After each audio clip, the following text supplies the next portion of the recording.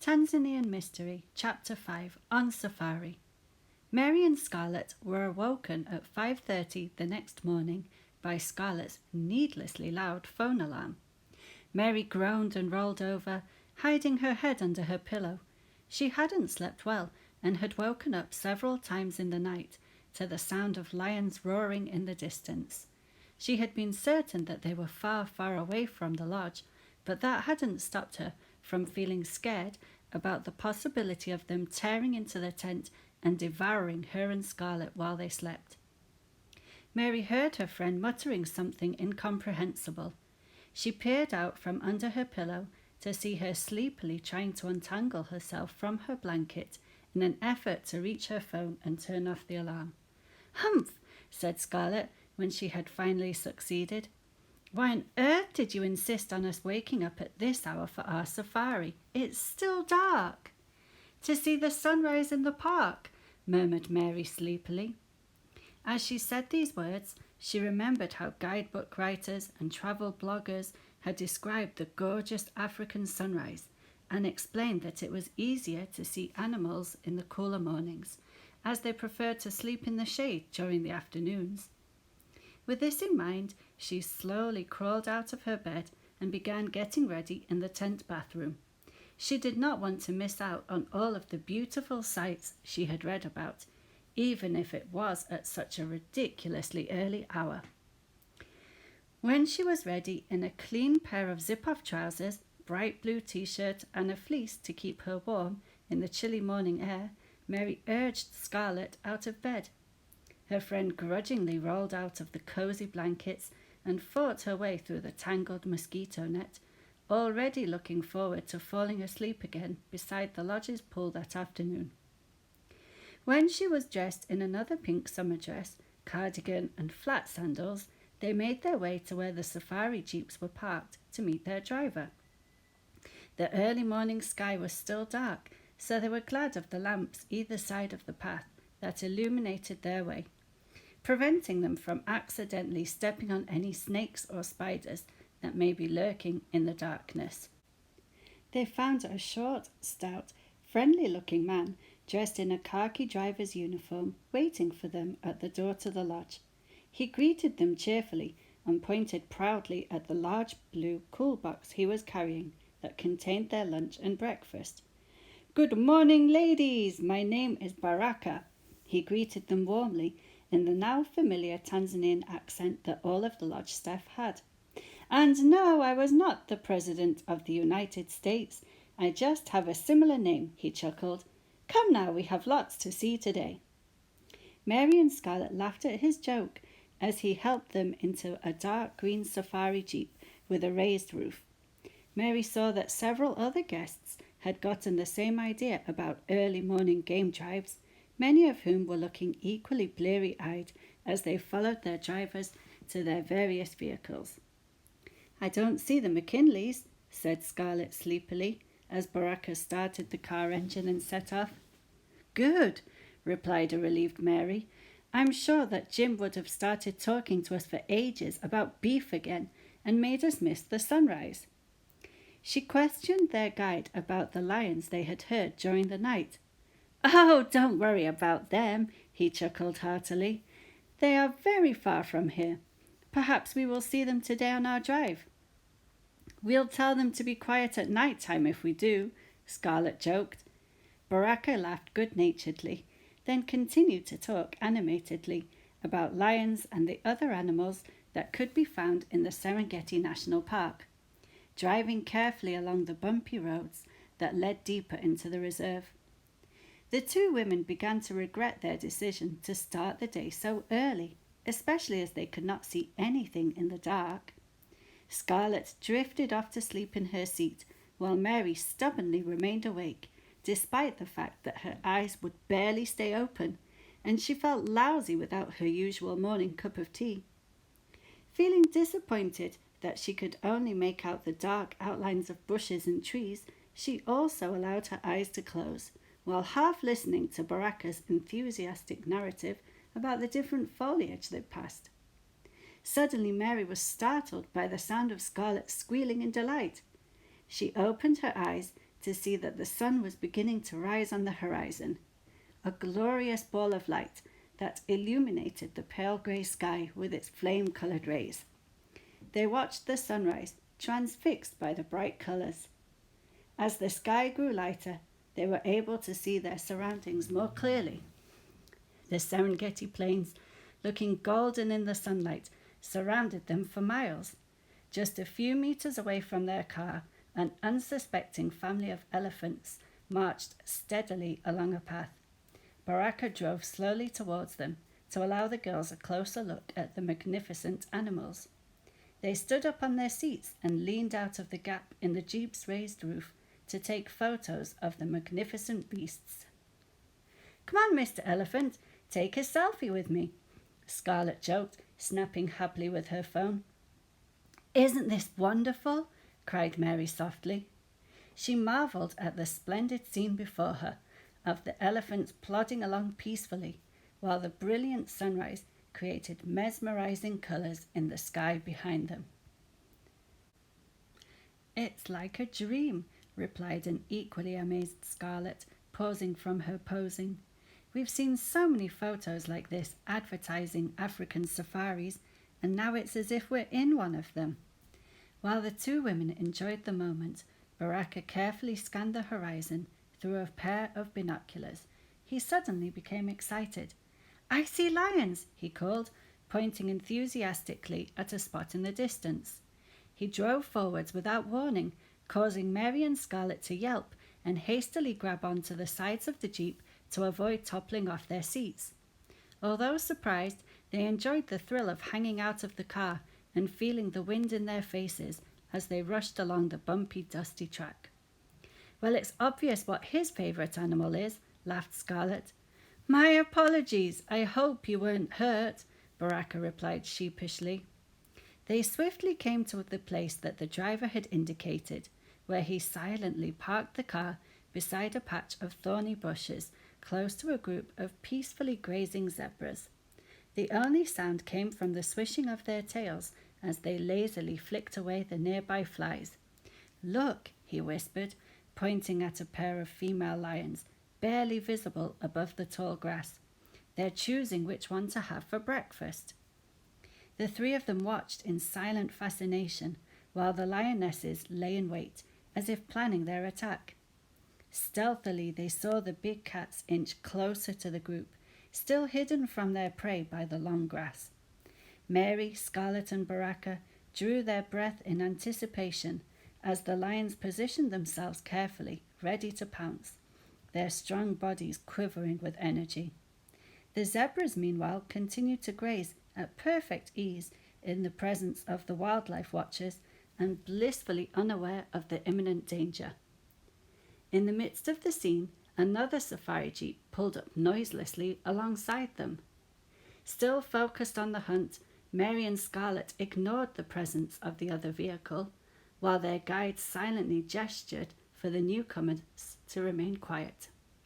Suddenly the silence was broken, with one rather loud Texan voice booming, "Hey ladies, how are you doing this fine morning?" With that, the hunt was ruined. The startled group of zebras scattered in all directions, chased frantically by the lions. Their strategy ruined, the predators darted wildly from one terrified zebra to the next. After several minutes of confusion, the lions gave up their chase, panting with exhaustion and defeat, while their prey escaped unharmed into the surrounding bushes. "Oh, poor lions, no breakfast for you this time," Jim called out in mock sympathy. Mary and Scarlet glared at him angrily, while the rest of the McKinley family scolded him furiously.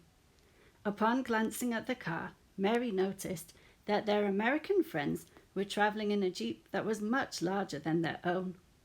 It was also dark green with a raised roof, although it had lower sides than Mary and Scarlet's vehicle.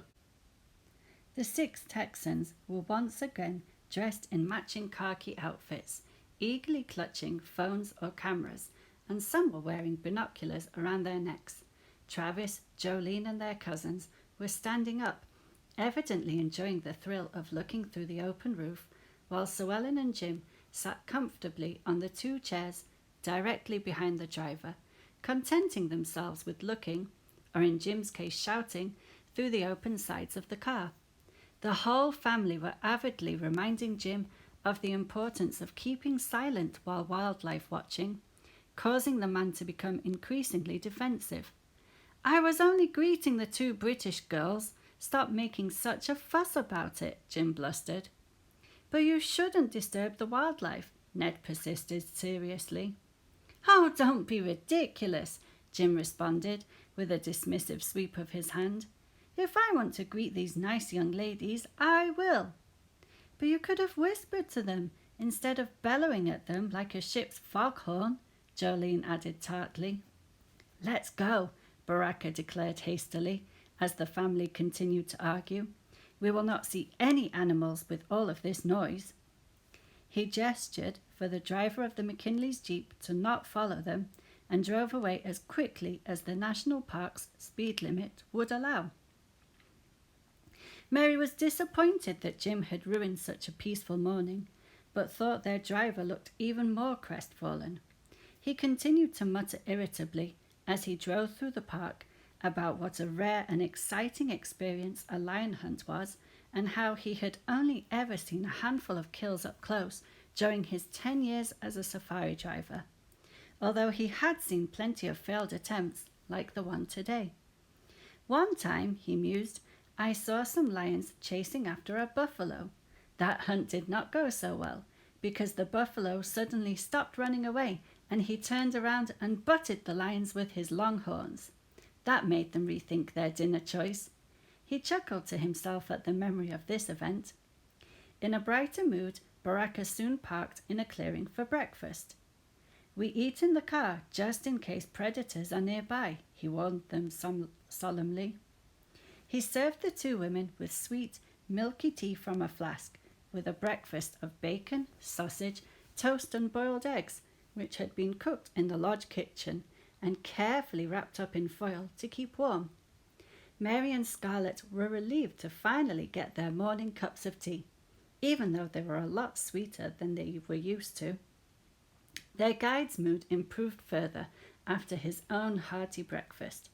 He cheerfully pointed out the birds in a nearby tree and announced that they were lucky that no monkeys happened to be nearby, as they often tried to steal food through the open car windows. Once their stomachs were full, they set off on their drive again, feeling much more content and awake. By this time the sun had risen higher in the brilliant blue sky, and the day was beginning to feel warmer. Mary zipped off the bottom part of her trousers to turn them into shorts and removed the fleece she had needed when first setting out that morning. She held her pale arms out of the car in an attempt to encourage them to tan. However, it wasn't long before she began to panic. She could not find her sunglasses anywhere in her bag, which was still full of sticky, half-melted sweets from the plane. Her eyes were beginning to sting painfully in the bright glare from the sun. Taking pity on her friend, Scarlet allowed Mary to borrow her sunglasses, although after several minutes of the large glasses slipping clumsily down her nose, Mary gave up, returned them, and tried to shield her eyes from the bright sunlight with her hand. "Remember to bring your sunglasses tomorrow. The sun is very bright," Baraka advised her helpfully. As they drove deeper into the park, they came across more herds of majestic elephants, tall giraffe contentedly munching the leaves of acacia trees, groups of zebra resting in the shade, and even a cute family of warthogs snuffling around in the long grass. They passed many trees containing colourful birds calling to each other, which Baraka urged them to look at. With no mobile reception in this part of the park, and no way for Scarlet to scroll through her social media, while Mary eagerly studied birds through her binoculars, Scarlet began to snooze again on her seat, thinking bird-watching to be a bit of a geeky hobby. Mary, however, loved admiring their vibrant feathers and took countless photos to look back on once she was home. As the day wore on, they enjoyed driving through more of the stunning Serengeti plains and watching the wildlife they found resting in the shade of the spiky thorn trees and towering baobabs, although Mary had to frequently nudge her friend to show her things as she kept nodding off. After a while, Baraka drove them to a viewpoint at the top of a grassy verge. Once there, he allowed them to get out of the car to stretch their legs and look out at the vast landscape. Thanks to the recent rainfall, they were able to admire endless swathes of grasslands that shimmered in the sunlight with different shades of green and gold, as well as a few narrow streams curling into the distance. "Look there!" Their guide pointed at a long line of wildebeest slowly traversing the horizon. "It's the famous wildebeest migration," Mary squealed with excitement. "I've read about this in my guidebooks." They watched what seemed like an endless line of the animals in the distance, marching solemnly towards better pastures. Mary regaled them with interesting facts she had read about the great wildebeest migration while they looked at it in fascination. "You'll put me out of a job," Baraka laughed at her extensive research. He took out his binoculars and began to scan for predators that sometimes picked off the weaker animals in the group. Meanwhile, Mary continued with her fact presentation, and Scarlet cooed over a bird in a nearby tree that she had finally taken an interest in because it happened to have lovely pink and purple feathers. After a while, the group decided that it was time to head back to their lodge. Before setting off, they enjoyed a picnic of slightly soggy cheese sandwiches, warm juice, and apples from their ineffective cool box. Once again, Mary was reminded of the packed lunches she had eaten at school as a child and looked forward to the feast that would be waiting for them in the restaurant that evening. Baraka carefully drove in the direction of the lodge. This time, Mary noticed the track he took was much rougher looking than the ones they had previously travelled on that day. "It's a shortcut," he reassured her when she asked about the route. To their surprise, the track led them to a wide, muddy stream. It has rained here more than I thought," their guide mused. "Not to worry, this stream does not look deep. We can drive through it." Baraka carefully drove into the stream. All went well at first, but to his dismay, the back wheels became stuck in a boggy patch of mud. He revved the engine and tried to urge the car out of the mire, but his efforts somehow embedded the Jeep further into the sludge, while mud and water sprayed behind them, disturbing a nearby flock of birds that flew away, screeching angrily to show their disgust. "This is not good," Baraka announced despondently. "We are stuck."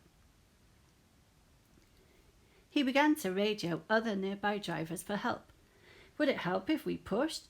Mary volunteered eagerly, not wanting to remain stuck in the mud for too long and miss the delicious dinner at the lodge.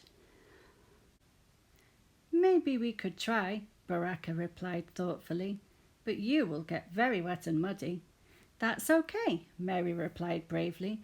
"I'm sure we'll dry off in the hot sun, and we can always wash and change later."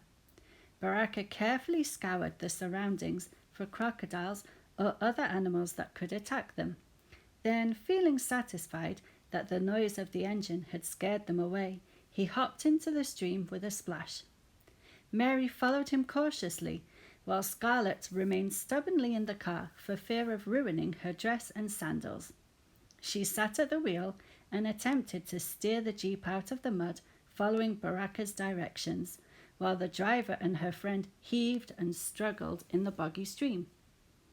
After several minutes of futile pushing and squelching, Mary and Baraka gave up in their efforts and clambered back into the car, wet, filthy, and exhausted. Their guide used his radio again to request assistance, more urgently this time. Then all they could do was patiently await their rescue. The three adventurers dozed in the car while they waited, as the hot afternoon sun blazed down on them and insects swarmed around, biting enthusiastically. After what felt to Mary like an eternity, they heard the sound of another vehicle approaching. They all looked up eagerly to greet their rescuers seeing some familiar faces once again. "Hey, girls, what are you doing there?" Jim called out in surprise. "What are the chances of bumping into you twice in one day in this huge park?" Baraka hastily explained the situation, while Mary and Scarlet returned Jim's greeting. They both felt much more relieved to see the McKinleys in this situation than they had been that morning. Their driver leapt out of the car once more and hooked a tow rope onto the other Jeep with the help of the McKinley's driver, a tall, skinny man with a toothy grin named Omari. With great effort, Baraka pushed and steered the car through the stream while his friends slowly towed them out. Once on dry land again, Mary and Scarlet jumped out of the car, seeking respite from the heat that had built up in the vehicle and enjoying the chance to stretch their legs. They joined Baraka in thanking Omari for his help. "Mary, I like your new look," Ned joked, pointing at Mary's muddy clothes. She glared back at him and was surprised to see that the four younger McKinleys had discarded their binoculars and cameras in favor of cool bottles of beer. They lounged casually on their seats, as if relaxing in a bar after work. Jim also held a bottle of beer on his perch behind the driver, while Sue Ellen sipped wine from a plastic cup. "I see the bar's open," Scarlet laughed. "Yeah, do you want a beer too?" Travis offered. Scarlet accepted gratefully, but Mary declined, asking instead for a cool bottle of cola along with their driver. "Sure thing, ma'am," Travis winked, passing the girls 3 chilled bottles from the large red cool box beside him. "Can you help us open them?" asked Scarlet, indicating the metal caps. She and Mary pressed the bottles to their foreheads, cheeks and necks, enjoying the cool feeling against their hot skin. "Oh, that'll cost you," Travis replied playfully, winking at Scarlet and pointing at his cheek. Scarlet laughed and stepped closer, about to humor his request, when Mary irritably stood between them. While she was glad that the man was in a better mood than the previous evening, she preferred to do things independently. "Don't worry, we can open them ourselves," she interrupted tartly, ignoring Travis's dramatic cries about rejection. With a flourish, she proudly produced the Swiss Army knife that she had purchased especially for the trip. She had gotten the idea while watching a Bear Grylls survival documentary and had thought that it would come in useful if ever they became stranded. After hastening to open the bottles, she beckoned to her disappointed-looking friend to follow her back to the car. But the two women were stopped in their tracks again by Jim, who was eager to chat with them about his day. "Not so fast, ladies," he called after them jovially. "There are no lions looking for breakfast this time, so you can't all yell at me for wanting to speak to the girls now." He directed this remark at his family, who ignored his comment and continued to sip their drinks blissfully. "It was bad luck you getting stuck in the river like that," Jim continued. "We saw loads of animals in the park today." "Well, what Jim means is that we saw some wildlife at a distance, but any of the closer ones were scared off by all the noise he made," Larry corrected him, while the others laughed and nodded to confirm.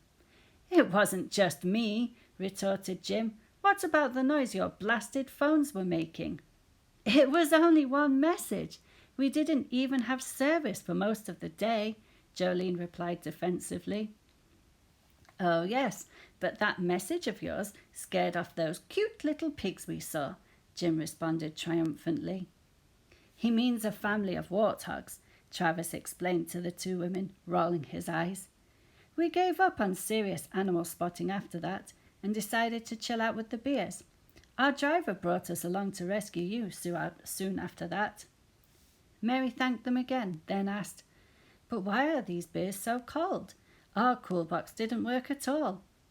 "Oh, well, we asked for extra ice in ours," Travis explained. "Do you want us to share some?" Mary was still thinking about his offer, while Scarlet hurried forward to collect a huge block of semi-melted ice, blowing the man a kiss with a cheeky wink to make up for the one he had missed out on earlier. She returned to the car and plunked the ice into their pitiful cool box in the hope that it would help to chill their remaining bottles of water. Once the drivers had finished discussing the best way to avoid becoming stuck in a muddy stream, in case the situation ever arose again, they decided it was time to head back to the lodge. The two cars bumped along the track once more, with Omari taking the lead. From their jeep, Mary and Scarlet could hear the Texans singing "The Lion Sleeps Tonight" with great enthusiasm, although by this point they were too weary from their long day to complain about how the noise would once again scare away any nearby wildlife. After a long drive, they were about to reach the lodge when they were suddenly met with an unexpected sight. A pride of lions lay sleeping right across the track. A few other cars, with passengers they did not recognize, had also stopped to admire the scene. Baraka positioned their jeep in a space next to the McKinleys, who were once again urging each other to be quiet. "Gee whiz, did you ever see such a sight?" Jim exclaimed. His comment was shushed by his family, the drivers, and other nearby tourists. However, the lions remained oblivious to the noise and remained in their comfortable sleeping positions, their fur glistening in the sun. The females lay curled up on their sides, their heads resting on their paws, which made them look just like a smaller cat would during nap time, with their cubs snuggling beside them. The male lion, with an impressive shaggy mane, lay lazily on his back, his limbs outstretched, snoring softly. Just like the zebras this morning, flies buzzed around them, which they sleepily swatted away with their slowly swishing tails. "They must have had a big lunch before falling asleep so peacefully," Baraka mused. "That's just how Travis sleeps," they heard Larry joke, in a voice that was just louder than a whisper. "His old girlfriends always complained about him taking up the whole bed." "Ha, ha, ha," replied Travis sarcastically. "At least I don't snore as much as you two," he said, looking at his cousins. "Shh, please be quiet," Baraka pleaded, worried that they would ruin his lion watching for a second time that day. He had been staring in awe at the big cats and taking photos of them on his phone. His stomach suddenly growled with hunger, causing Mary and Scarlet to giggle. "I guess it's time to continue heading back to the lodge for dinner," remarked Scarlet, who felt like she had taken plenty of photos and looked at the lions for long enough by then. Baraka reluctantly agreed and resumed their journey, with Omari and the McKinleys following. After a short drive, they reached the lodge, where Mary and Scarlet thanked their driver, promised to meet their American friends for dinner, and hurried to get changed for a quick dip in the pool while it was still sunny. They both agreed that it would be the best way to cool down after becoming so hot and cramped in the dusty car.